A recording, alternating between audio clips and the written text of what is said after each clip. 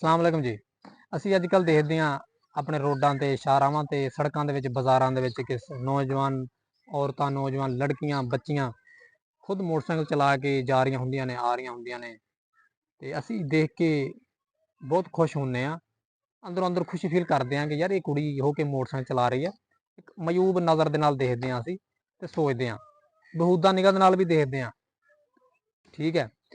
ਤੇ ਅਗਰ ਇਹੀ ਸੋਚੀਏ ਅਸੀਂ ਕਿ ਯਾਰ ਇਹ ਕਿਸੇ ਦੀ ਮਾਂ ਹੈ, ਕਿਸੇ ਦੀ ਭੈਣ ਵੀ ਹੋ ਸਕਦੀ ਆ, ਕਿਸੇ ਦੀ ਭੈਣ ਵੀ ਹੈ, ਕਿਸੇ ਦੀ ਸਿਸਟਰ ਆ, ਤੇ ਇਹ ਮਜਬੂਰੀ ਦੇ ਤਹਿਤ ਆ ਰਹੀ ਆ, ਆਪਣਾ ਬਾਜ਼ਾਰ ਦੇ ਵਿੱਚੋਂ ਸੌਦਾ ਸਮਾਨ ਸਲਫ ਲੈ ਕੇ ਜਾ ਰਹੀ ਹੈ, ਆਪਣੀ ਮਾਂ ਦੇ ਨਾਲ ਆਈ ਆ, ਆਪਣੀ ਜ਼ਰੂਰਤ ਪੂਰੀ ਕਰਕੇ ਜਾ ਰਹੀ ਹੈ। ਕਿਉਂਕਿ ਰੋਜ਼ਮਰਾ ਜ਼ਿੰਦਗੀ ਦੇ ਵਿੱਚ ਬਹੁਤ ਸਾਰੀਆਂ ਜ਼ਰੂਰਤਾਂ ਨੇ। ਤੇ ਅਗਰ ਅਸੀਂ ਇਹ ਵੀ ਸੋਚੀਏ ਕਿ ਯਾਰ ਇਹਦਾ ਸ਼ਾਇਦ ਭਰਾ ਛੋਟਾ ਨਾ ਹੋਵੇ, ਇਹਦਾ ਪਿਓ ਵੀ ਨਾ ਹੋਵੇ, ਤੇ ਇਹ ਮਜਬੂਰ ਆ, ਕਿਸੇ ਨੂੰ ਨਹੀਂ ਕਹਿ ਸਕਦੀ, ਖੁਦ ਹੀ ਬਾਹਿੰਮਤ ਹੋ ਕੇ, ਹਿੰਮਤ ਨਾਲ ਮੋਟਰਸਾਈਕਲ ਸਿੱਖ ਕੇ ਆਪਣਾ ਕੰਮ ਆਪ ਕਰ ਰਹੀ ਹੈ। ਤੇ ਇਹਦੇ 'ਚ ਕੀ ਗਲਤ ਗੱਲ ਆ ਯਾਰ।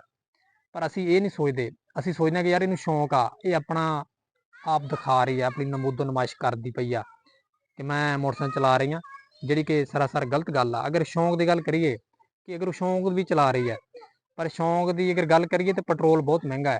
ਪੈਟਰੋਲ ਸ਼ੌਂਕ ਦੇ ਵਿੱਚ ਵਾਰੇ ਨਹੀਂ ਹੈਗਾ। ਅੱਜ ਕੱਲ੍ਹ ਦੀ ਜਿਹੜੀ ਸਿਚੁਏਸ਼ਨ ਆ, ਸਾਡੇ ਮੁਲਕ ਦੇ ਹਾਲਾਤ ਆ, ਠੀਕ ਹੈ, ਤਾਂ ਸੋਹਣੇ ਸੱਜਣੋਂ ਪੋਜ਼ੀਟਿਵਿਟੀ ਲੈ ਕੇ ਆਓ ਸਮਾਜ ਦੇ ਵਿੱਚ। ਇਹ ਗਲਤ ਸੋਚਾਂ ਨਾ ਸੋਚੋ।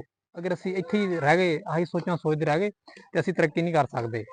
ਸੋ ਔਰਤਾਂ ਹਰ ਮੈਦਾਨ ਦੇ ਵਿੱਚ ਸਾਡੇ ਸ਼ਾਨਾ ਬਸ਼ਾਨਾ ਨੇ। ਠੀਕ ਹੈ। ਅਗਰ ਉਹ ਮੋਟਰਸਾਈਕਲ ਚਲਾ ਕੇ ਬਾਜ਼ਾਰਾਂ ਦੇ ਵਿੱਚ ਆ ਰਹੀਆਂ ਨੇ ਤੇ ਆਪਣੇ ਸਿਰ ਤੇ ਆ ਰਹੀਆਂ ਯਾਰ, ਸਾਡੇ ਖਰਚਿਆਂ ਤੇ, ਕਿਸੇ ਦੇ ਖਰਚਿਆਂ ਤੇ ਨਹੀਂ ਆ ਰਹੀਆਂ। ਸਾਨੂੰ ਕੋਈ ਸ਼ੱਕ ਨਹੀਂ ਬਣਦਾ ਕਿ ਅਸੀਂ ਉਹਨਾਂ ਤੇ ਅਟੈਕ ਕਰੀਏ, ਉਹ ਤੇ ਗੱਲ ਕਰੀਏ ਕਿ ਇਹਨੇ ਆਹ ਕਰਤਾ, ਇਹ ਇਦਾਂ ਕਿਉਂ ਕਰ ਰਹੀ ਹੈ। ਤਾਂ ਜਿਉਂਦੇ ਰਹੋ।